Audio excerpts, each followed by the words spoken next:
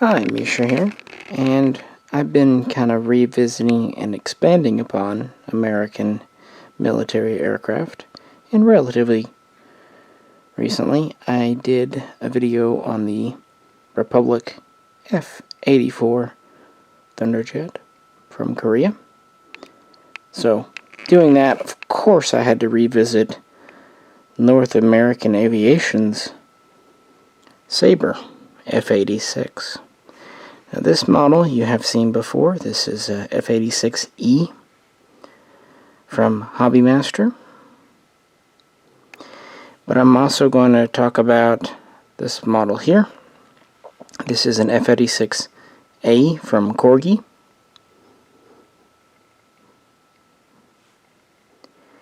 And this model over here, which is actually a Mark 32 from CAC. It's an Australian variant of the F-86F.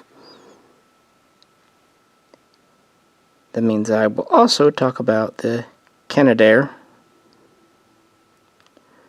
versions, including the Mark 4 and Mark 5 and Mark 6. And why not make it a full roundhouse and also talk about the Sabre Dogs, even though they're almost totally different planes. Why not? The F-86D, I have two examples. Both are from Falcon models. This one over here is a traditional F-86D from the Japanese Air Self-Defense Force, and the one on the right is an AIM-9 Sidewinder equipped F-86D, or even L perhaps, from the Taiwanese Republic of China Air Force.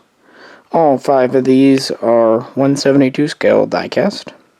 And yes, this is going to be a long video.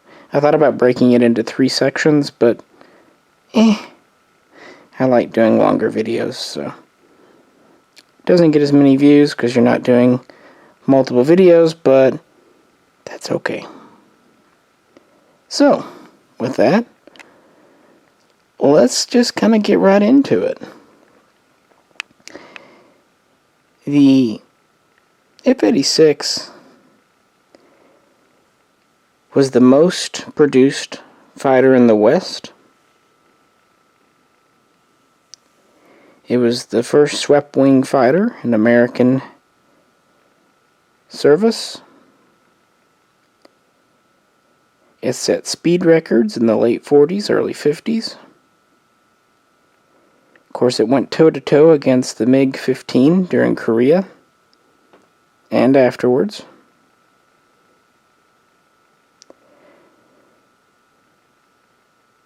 An all-around very successful jet with nearly 10,000 produced, nearly 8,000 in the USA, and then nearly 2,000 as contract.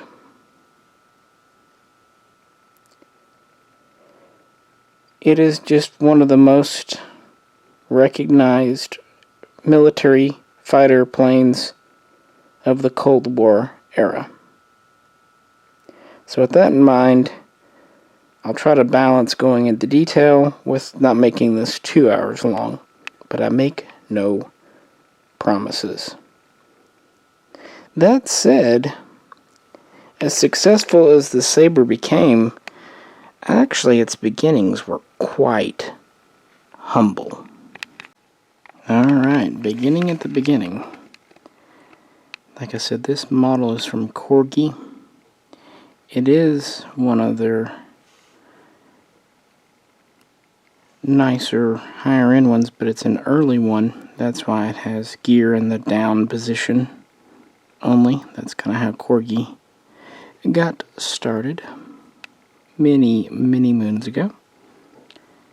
Also a little interesting for Corgi. It's not unheard of, but it does have an opening sliding canopy, which is not an especially common feature for Corgis. I'd say only 1 out of 10 Corgis have a canopy. Very heavy die-cast metal. Anyway, to begin the first section of this video, the first part, the Sabre in the early days. This dates back, in one form or another, to 1944. At that time, North American manufacturer of the very famous P-51 Mustang proposed a jet-powered version for the U.S. Navy known as the FJ-1 Fury, and the Navy would use it in limited numbers in the late 40s. But it was still a straight-wing design, very reminiscent of first-generation jets. Late that year, the U.S. Air Force, still U.S. Army Air Forces, released specifications for a new medium-range, high-speed, high-performance, high-altitude fighter, interceptor, and fighter-bomber. One of the key features of this new plane, it needed to be able to get to 600 miles per hour.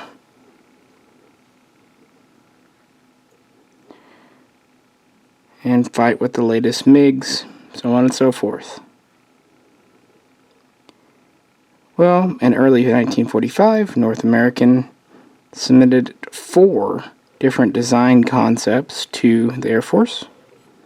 And kind of going on these, and really just how great the Mustang was working out. In May, the Air Force selected one of these designs and ordered 3 prototypes designated XP-86 for Experimental Patrol Model 86. And so North American would start work, and they would begin with the FJ-1. They would lighten it up, they would put an uprated engine in it. But even with these improvements and a marked improvement in speed, it still could not get to that important 600 mile per hour benchmark. And it still had a straight wing. Now, during World War II, the Germans had experimented with swept wings, angled back wings, and they found they were very promising. Even the Messerschmitt 262 had slightly swept back wings. Not a whole lot, but a little bit. Some at North American were resistant. They wanted to keep a straight wing design. It was proven tech. Swept wings were a pretty radical look for 1945, but going to a swept wing fixed one big problem. In my P-38 video, I discussed compressibility, which is an unfortunate side effect that an aircraft will hit as it approaches the speed of sound. Going to a swept wing design greatly dissipates this and allows for faster speeds and maintaining control at these speeds. So those naysayers at North American were overruled, and swept wings were put into the XP-86. And it was felt this kind of radical step was necessary because this was the youngest of the designs on consideration at the time. There was also the XP-80 Shooting Star and the XP-84 Thunderbolt that I mentioned at the beginning of the video. Those designs were much more mature, but they both had straight wings. So going to the swept wing design was able to boost the speed in wind tunnel tests over 600 miles per hour, and the Air Force was very impressed to the point that they ordered 30 pre-production test models known as YP at the time, 86 in 1946, this before the first prototype was even constructed or completed.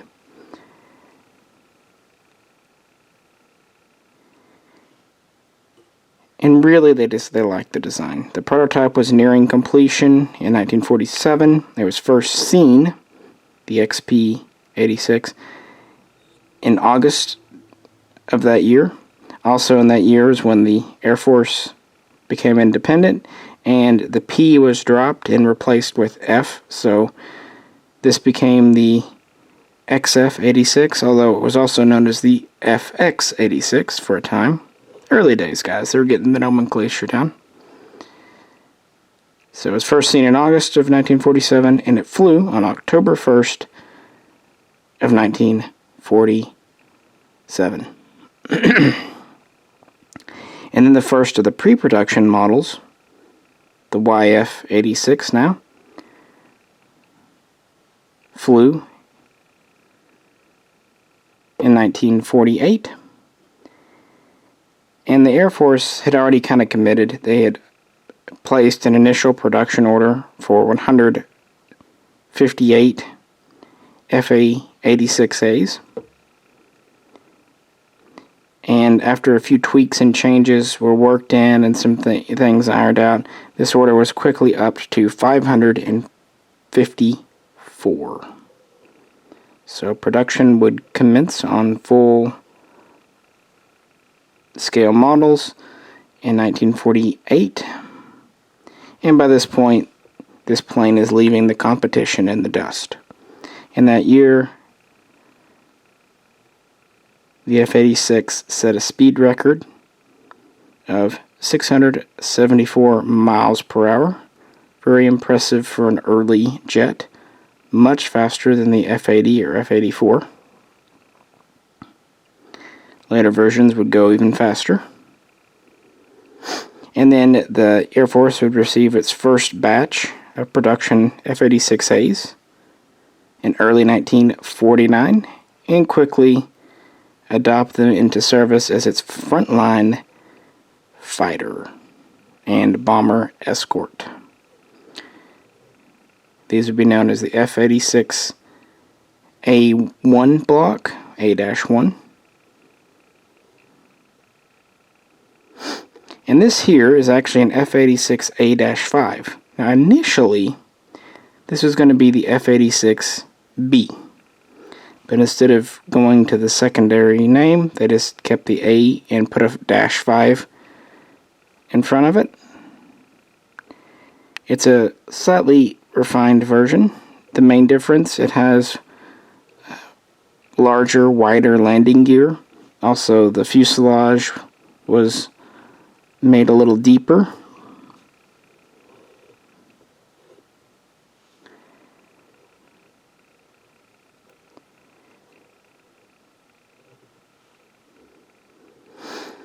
Yeah, so what do we have? Well, the plane is just over 37 feet long, and the wingspan is roughly 37 feet. Different models would have slightly different lengths of wing, but it's basically as long as it is wide, give or take exact model. The production versions, even combat loaded out with uprated engines, these were General Electric engines, could get up to 687 miles per hour. They were considered transonic. They could go up to Mach 1 and even just a hair past.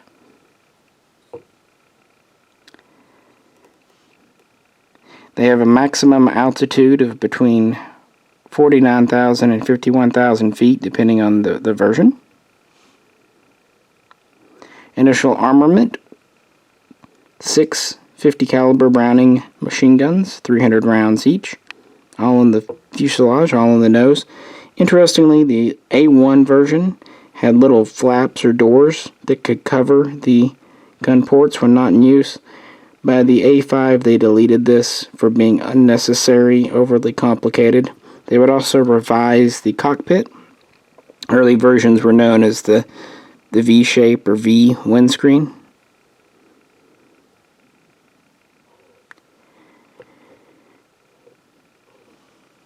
Lots of little differences. Initially, these would have 2 hard points, 1 under each wing. Later versions would have 4. Initially, they could carry external fuel tanks for more range. They could carry rocket pods, or they could carry iron bombs. And they could lift between 5,000 and 5,500 pounds, again, depending on the exact model.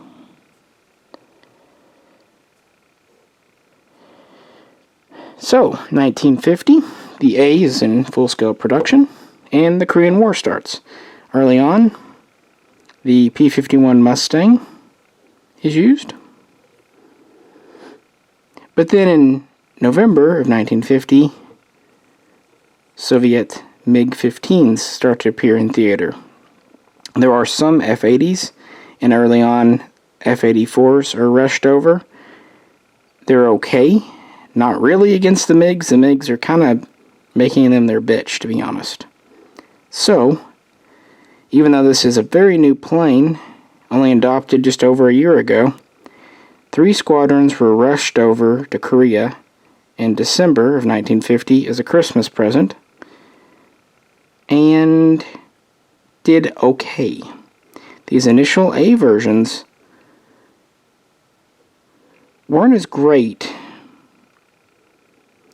as later versions in lore might have you. The engines were a little underpowered, and they were often outclassed by the MiGs. The MiGs had better acceleration, had a better top altitude, had better turning, better zoom, and the MiGs had larger cannon, 23mm and 37mm respectively. However, the Sabres weren't without some benefits. By the way, the name Sabre was chosen in 1949 when this was adopted. It was kind of a contest win. Anyway,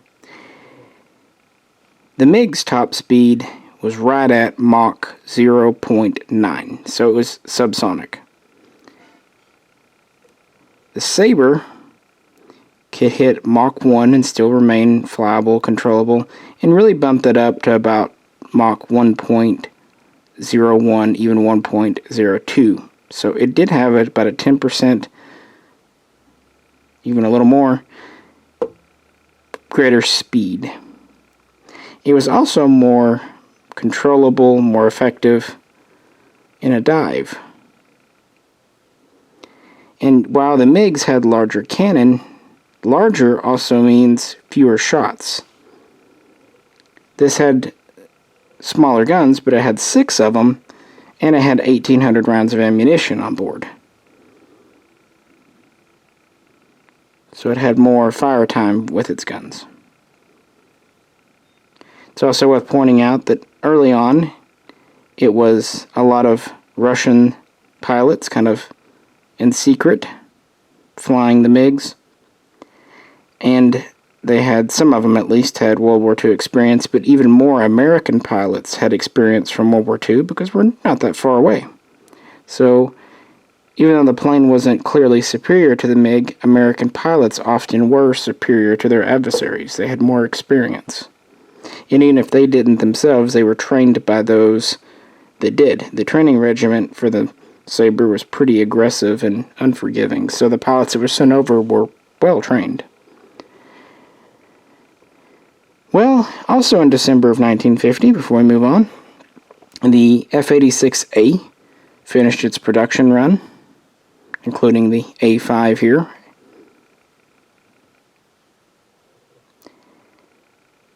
Completing the first order for 554. And of course, more and more would appear in theater in 1951. Early on, the MiG and the Sabre were pretty evenly matched. But Russian pilots started to be replaced first by Chinese, and then later on in the war by North Korean pilots, and that's really when the discrepancies became more and more apparent.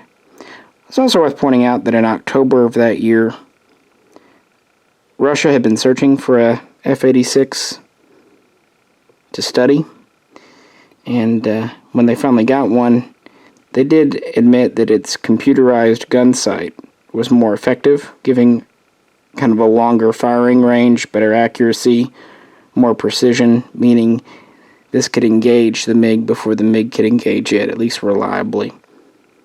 So another little advantage there.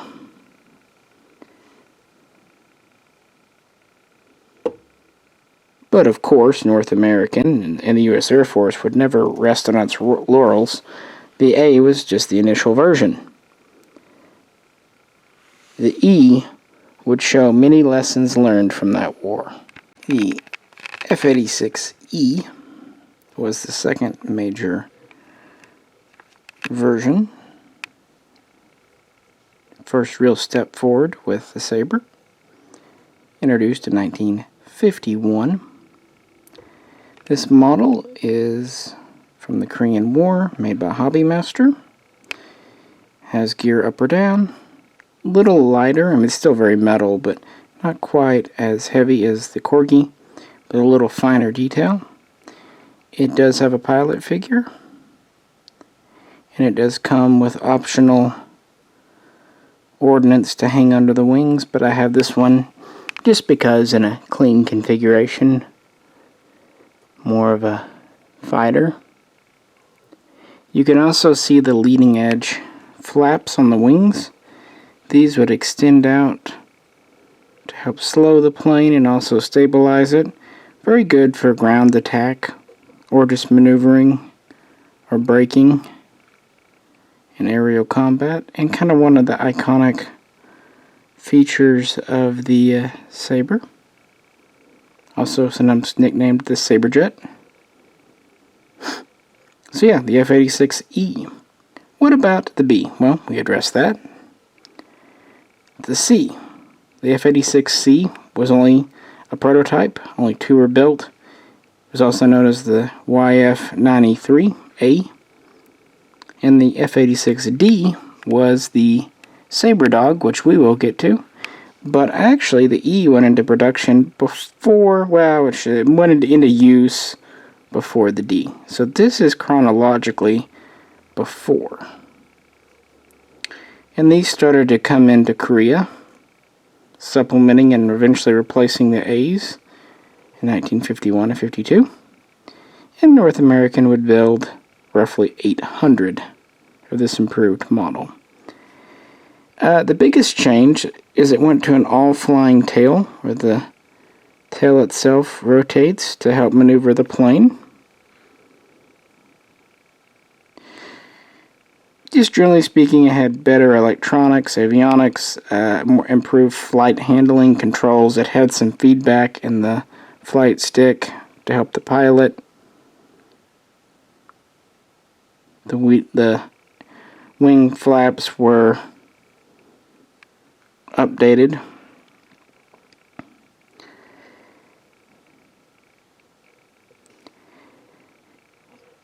You can tell an A from an E, mostly in the back. That all-flying tail meant this back section was for the electronics, for the mechanics of the tail. This got thicker back here. Also, the exhaust is a little different shape. There were a ton of small little changes, like the nav lights were moved on the wingtips and tail and stuff, but yeah, a lot of the changes were internal, and the cockpit also had a few little updates, including a new windscreen. So, yeah. So, yep. I'm going to fast forward a little bit. I don't have a straight F-86F to show you, but I do have the, wherever I put it, the Canadian version and the Australian, which is based on the F. We'll visit this model again when we get to that section, so it looks like that, almost identical. The F appeared in 1953, and it was in time for the Korean War. It really gave the F-86 the edge over the MiG-15 finally. It's kind of the model people often think about. It had an uprated engine. It had slightly larger wings. They played around with the leading edge wing flaps. They would delete them, and then they would reintroduce them later in a modified form, yada yada. It was also the first version capable of carrying a tactical nuclear weapon, although never used, thankfully. It would also introduce the 4 pylons as a standard feature under the wings. And other little updates to the gun sight and avionics maneuverability, making it a superior plane. At the end of the Korean War, it's often said that the U.S. Air Force claims about 792 MiGs were shot down by Sabres. Meanwhile, only 78 Sabres were lost in combat to MiGs. Russia and China at the time, propaganda, claimed that 600 Sabres were shot down. In no way, shape, or form do reports of U.S. Air Force or even Allied casualties support this high of a number. Really, after the war, the Air Force, at least in internal memos, admitted the number of MiGs downed by Sabres was more like 200. Studies in more recent years have kind of said the ratio, maybe early on with the A's and against Soviet pilots, were more like 1-to-1. And this would be up to 1 to 1.3, so 1-0 to 1-3. And then as more and more Korean pilots took over and as newer models like the E and the F came into theater, this would jump up to about 1 to 1.8 or even 1 to 2. Again, as the war went on, the Sabre had a better reputation. Now, after the F, which is kind of the preeminent fighter version, which was they'd make over 2,200 of those in the USA. The next version, the last kind of major production version in America, was the F-86H, or H for our Cockney friends. This version did appear in 1953, but it was really too late for the Korean War. It was a more dedicated fighter-bomber ground attack variant of the Sabre. It had uprated engines. It was a little bigger, heavier all around, but also more powerful. It could carry a little more ordnance over the wings. It could also carry a tactical nuclear weapon. Early F-86Hs retained the 6 50 caliber machine guns in the nose, but later production models would have 4 20mm cannon. Kind of learning a lesson there. And they would build about 475, maybe 480 of the F-86Hs. Sorry, I don't have one to show you. I don't know of any die-cast 1/72 scale model of an H. I've looked. Its production would end in 1955 in America, and the F's production would actually wrap up in 1956. And really, while this did very well in Korea, already by 1954, North Americans' F-100 Super Sabre was starting to replace the F-86 Sabre, and the Super Sabre's claim was that it was truly supersonic. Much larger, much more capable plane, although it had its own issues. Nevertheless, Sabres would carry on in Air Force service throughout the 1950s, although most were starting to get retired into Air National Guard and reserve status.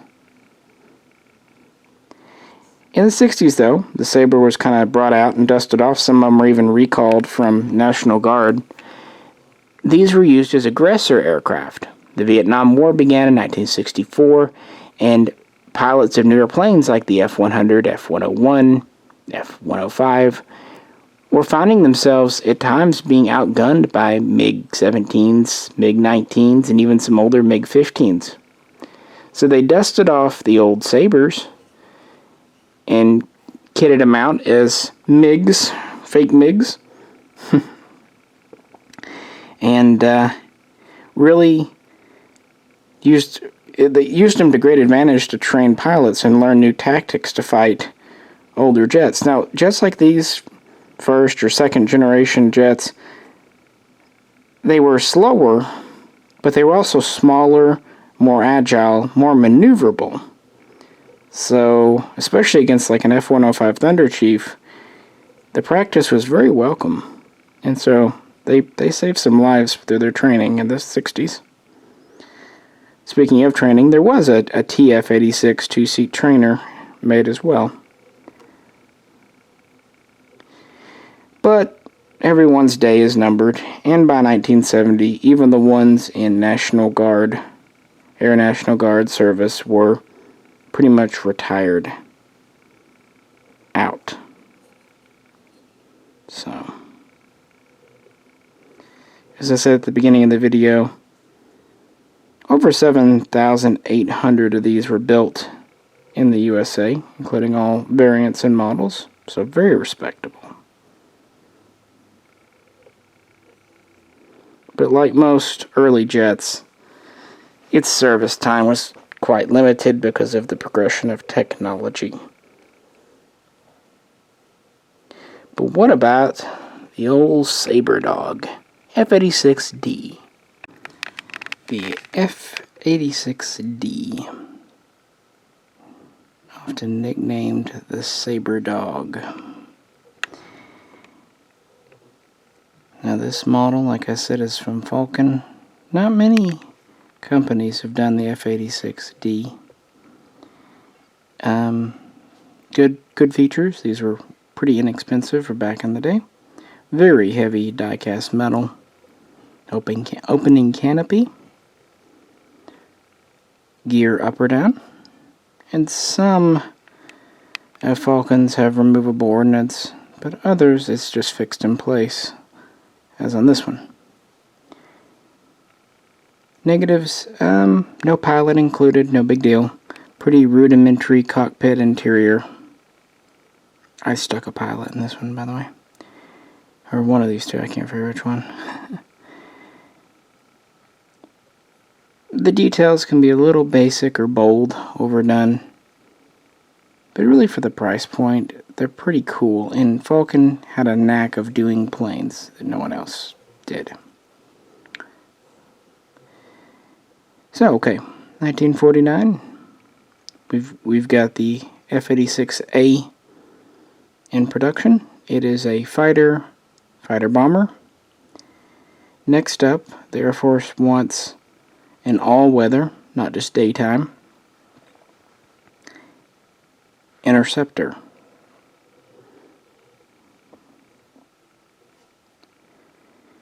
So what North American did, they started with the F-86A and they modified it and updated it to meet the new specs beginning in March. And it was known as first the XF-95 and then later the YF-95. So it was meant to be in a wholly different model, although it was based on the Sabre, but it uses mostly its own parts. 75% or so of the plane is proprietary. So basically the only things in common are some smaller parts and the general overall layout. Well, the first prototype flew at the end of 1949, but it was unarmed, unequipped.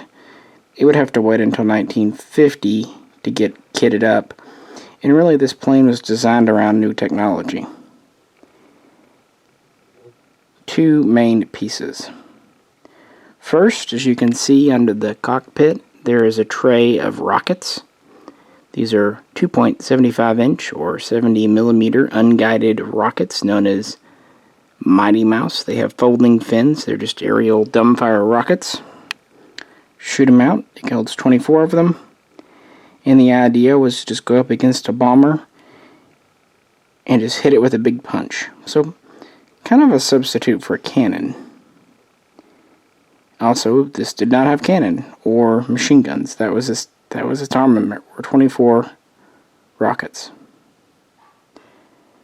It also had a new radar for the nighttime or all-weather use. That's why the nose is shaped differently. It's to house the radar, and so they had to move the intake down. This was a big leap forward. This was the first single-seat, single-occupant, night-capable fighter interceptor in the U.S. Air Force. Prior to this, radar-equipped planes typically had at least a crew of 2.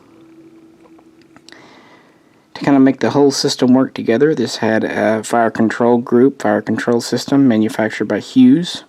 Initially, it was meant for what would have become the F-102 Delta Dagger, but that whole program got delayed time and time again. So an early version of its system was fitted to the Sabre Dog. So in 1950, these new pieces of hardware were put on board the plane, and the decision was made to change the designation from F-95 to F-86D. The connection to the original Sabre was felt to be a positive one, and also it wanted the Air Force, for budgetary and acquisition reasons, wanted to say it was a variant more than a whole new plane. So this was a interceptor meant for bombers. Because of the new radome, we're a little longer. We're about a little over 40 feet tip to tip versus 37 for the original Sabre. Still have the same 37-foot wingspan. We have an upgraded engine. We have a pretty radically redesigned cockpit.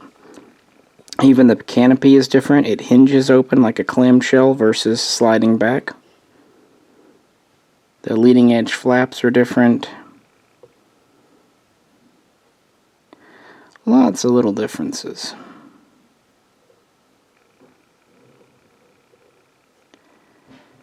So, production would begin in 1950. They would start to get into service, and production would end in America in 1953, September, so right after Korean War. It was pretty much over. They would build a little under 2,900 of these.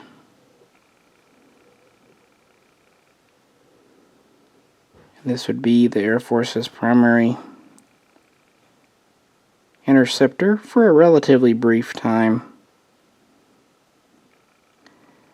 The next step for this plane was the F-86L, which was an upgraded, modernized version.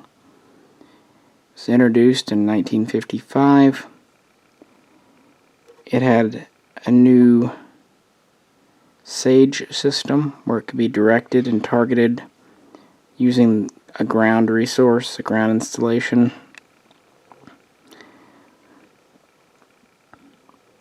Pretty much just your typical upgrade package. And so they would just start taking, they would never, as far as I know, make all new production F-86Ls, but they would start taking in early 1956 low flight hour F-86Ds in small batches at a time, bringing them in and giving them the upgrade treatment to L. And they would do about 980, with the conversions being completed by 1957. And really about the same time the F-86L was coming online in the U.S. Air Force, the F-102A Delta Dagger was finally ready to go. So its time was pretty brief. Honestly, by 1961, these were out of frontline service. But it was kind of always meant to be an interim aircraft. This one here is from the Japanese Air Self-Defense Force. It's worth pointing out that Mitsubishi manufactured 300 F-86s, Sabres, for Japanese use already, and so they were given some F-86Ds and whatnot that they used for a brief time in the 1960s, as did many other allies. I wanted to mention this model. If you notice, it doesn't have the rocket tray. Instead, it has Sidewinder missiles. There was a version known as the F-86K, which was an export model of the Sabre Dog, and it could have 4 20mm cannons in place of the rockets. This combined with the radar. In 1954 through 56, the Republic of China, Taiwan, would receive about 130 F-86F models. And since they were going up against mainland China, Communist China, in 1958, the U.S. Air Force authorized a program to outfit 20 at first, more later, of their normal Sabres with the early version of the AIM-9 Sidewinder, which itself was just coming into use with American planes. And therefore, that year, the first MiG was shot down with an air-to-air missile with a Taiwanese Sabre. Very interesting piece of history. They would actually shoot down several MiGs that year during a dispute over territory with China. And Taiwan would get about 18 F-86Ds themselves, which they would fly from 1960 to 1966. This kind of goes to show you a few different versions. I think the look of a Sabre or Sabre Dog with the Sidewinder is pretty neat. And this really gave the Sabre an edge with the MiG-15 and 17 because it really negated a lot of the MiG's benefits, such as acceleration and better max altitude. I mean, shoot a missile at it, and there you go. Just worth pointing out that other militaries, Thailand here, did as well. Greece, Italy, even Yugoslavia had some Sabre Dogs. And so they were definitely exported around. But a relatively brief blip in the annals of aircraft history. But again, they made nearly 2,900 with just under 1,000 converted to the updated L version, so it was a valid radar equipped fighter. And the concept of having a rocket, although it was unguided, was, but the whole idea of being equipped with rocket missiles instead of guns was definitely how the future was going. So let's get to our last model. And to wrap this video up, we're going to talk about the CAC, or CAC, Common Aircraft Corporation Sabre. This here is a Mark 32 made in Australia. One of the last variants of the Sabre ever made. And this model is another Hobby Master. Very similar to our E over here. As far as features, identical, except this has the 4 hard points under the wings and the option of a AIM-9 Sidewinder missiles. As I said, this is based on the F-86F.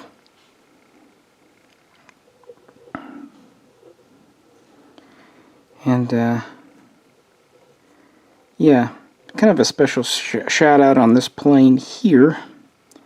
This is actually the E came from Pete's Collectibles too, but this is one I picked up from Pete's Collectibles recently, and I was thrilled that he had a Mark 32, which was the one I really wanted, because it's the most refined and different. And I've seen these on sale on other websites like Aikens, who I do really like Aikens, but I think they were wanting $100, and I just, no, sorry, no. And Pete kind of dug through his stuff and found that he had this one left, and I asked him what he wanted for it. $35. Yeah, I believe I'll take it for that. To be fair, I've done a lot of business with him and whatnot. We've developed a professional rapport, so I'd greatly appreciate it. Because otherwise I wouldn't have been able to afford one. These so-called Avon, because of the engine, Sabres are pretty popular. But before we get into this, I want to just mention, and I'm sorry I don't have a model of one. Again, I'm not made of money.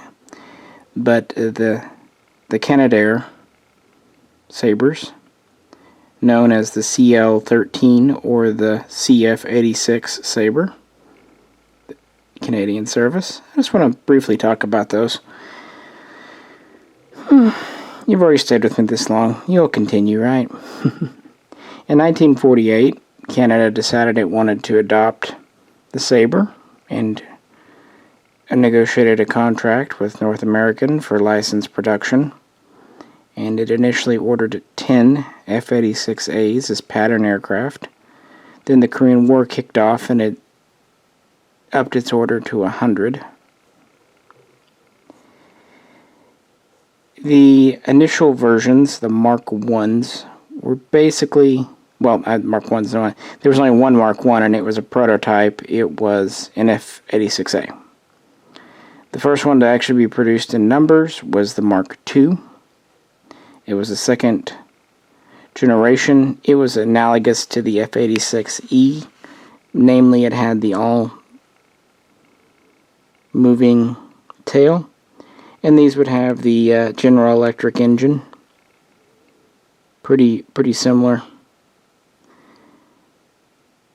Most would go to the Canadian Air Force, but some would be given to the U.S. Air Force, who used them to bolster its own Sabres stateside and for training, because most all they had were going to Korea. Next, the Mark III was the first Avro Canada engined version, but just one prototype was made. Moving on to the Mark IV, which first flew in 52 or 53. It was back to the General Electric engine, and they would build over 400, but mostly these were for the British, for the Royal Air Force, although some would end up in Canada.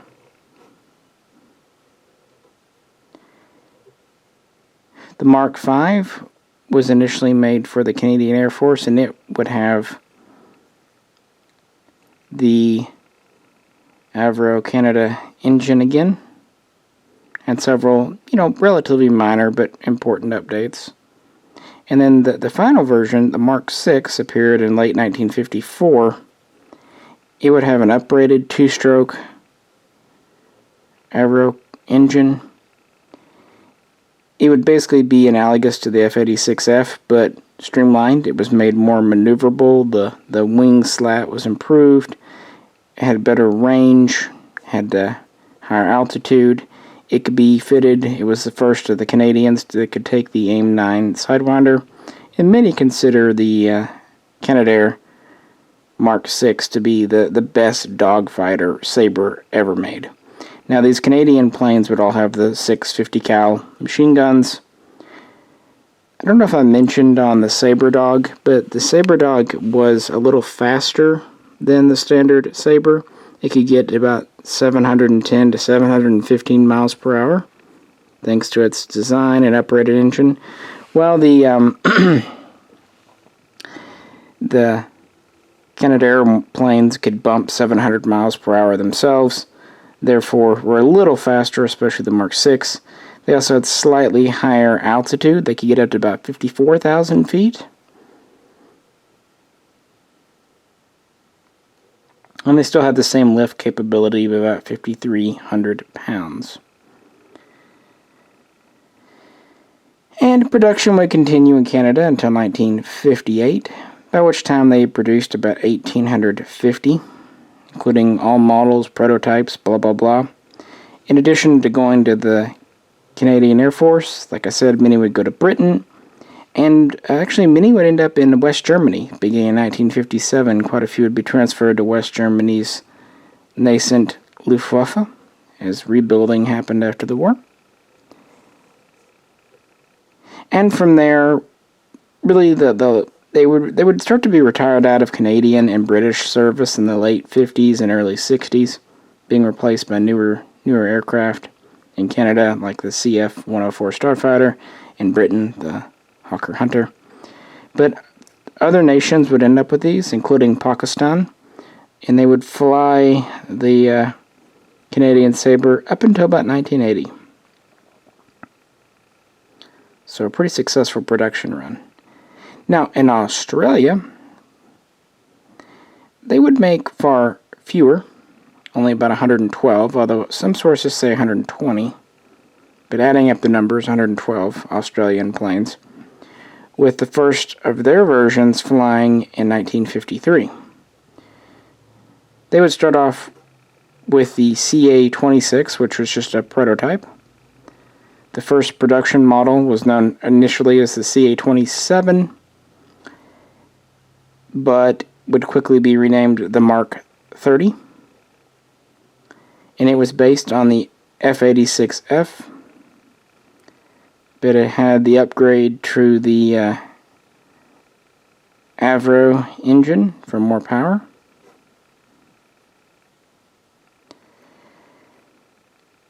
This would soon be followed by the Mark 31,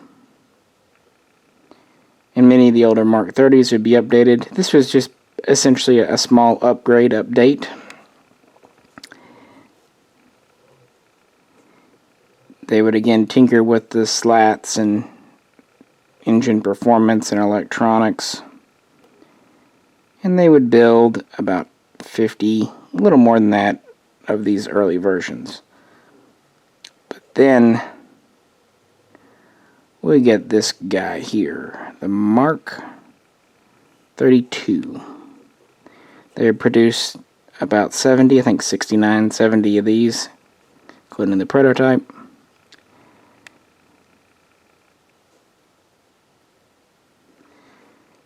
And this was a pretty big jump. We still have the Avon engine, but a more powerful version, still based on the F.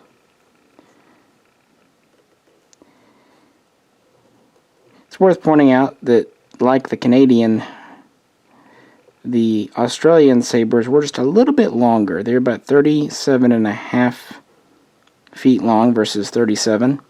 That was because of the newer engines. The body had to be reshaped, and the intake is a different shape. It's actually quite a bit larger. I think 20-25% larger than on the standard.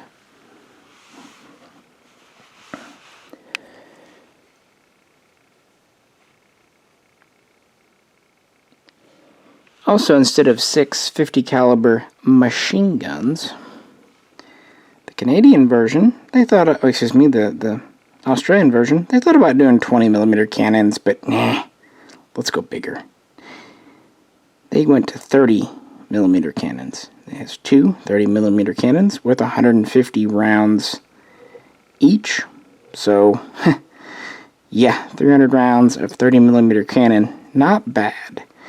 One thing, the Canadian CL-13s had 1,600 rounds versus 1,800 rounds in the American, and even this because of the reshaping of the fuselage.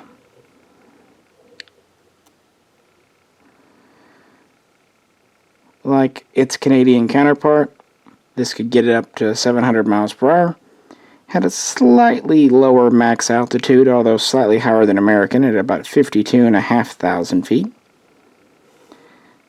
By the Mark 32, we had the two under each wing pylons stations, so 4.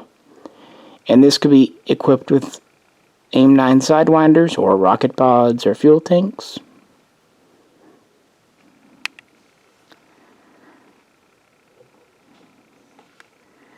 And this was a very, very capable aircraft.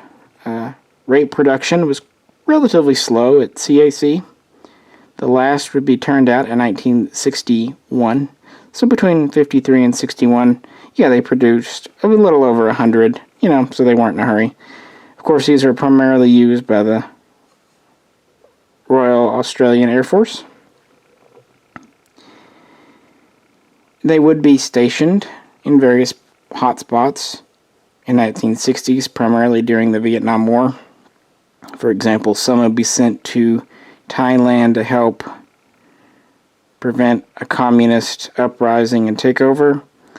Others would be deployed as kind of a show of force and deterrence during the Malayan emergency off the coast of Indonesia and all that. But they never really were used much in anger by Australia. By 1971, these were being retired out and replaced by newer planes, such as the French Mirage. And of course, as you know, the Australian Air Force eventually ended up with the F-111 Aardvark. Well, that was a different plane, but, still.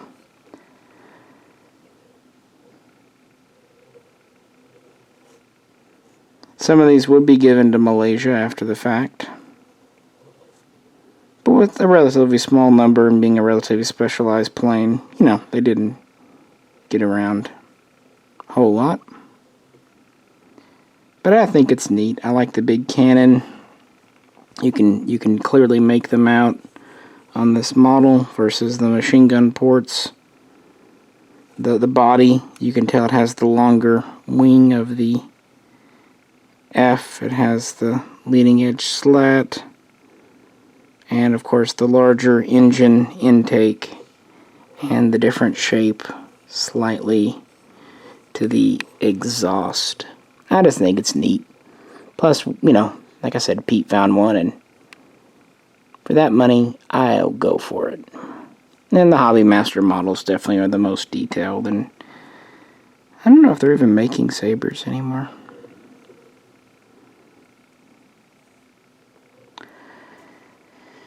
And there you have it, folks. A more in-depth look at the North American F-86 Sabre. The A, the D, the E, and the F. Not to mention Australian and at least talking about Canadian versions. What cool planes. Early sweep wing design. I love the kind of large mouth intake. It's just cool. These models are really why I like 1/72 scale. I mean, it's big enough for detail, but it's also small enough it fits in your hand and you can fit a lot of them on your shelf. I've tried 148 models. They're just a little big for me. I like miniatures. I like small but detailed, just seeing how much they can cram in. You get to the bigger scales like 148 or 132 and pilots are a good example.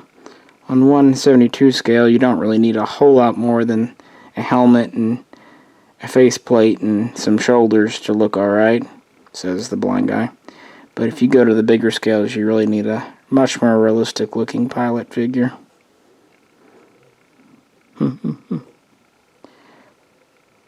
Well, I hope you enjoyed it. If you'd like to share your own appreciation for this Sabre, love to discuss it below. And if you enjoyed it, maybe check out some other videos in the playlist.